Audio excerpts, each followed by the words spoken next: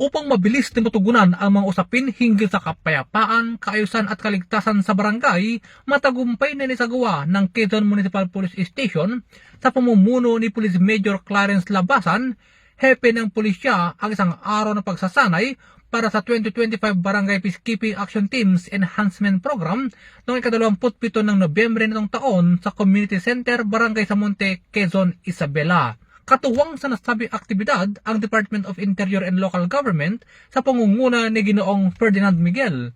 Ang pagsasanay ay nilahukan ng humigit kumulang 150 mga barangay peacekeeping action teams at force multipliers mula sa 15 barangay ng nasabing munisipalidad. Layunin ng pagsasanay na bigyan ng mahalagang kasanayan at kaalaman ang mga BIPATs kaugnay sa kanilang tungkulin sa lokal na pamahalaan.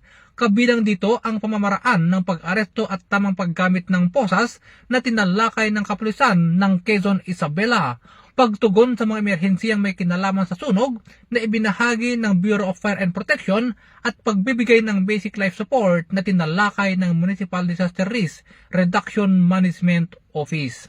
Sa pamamagitan ng mga ito, mas magiging epektibong katuwang ang bawat membro ng BIPATs sa pagpapanatili ng kapayapaan, kaayusan at kaligtasan ng publiko sa kanilang komunidad.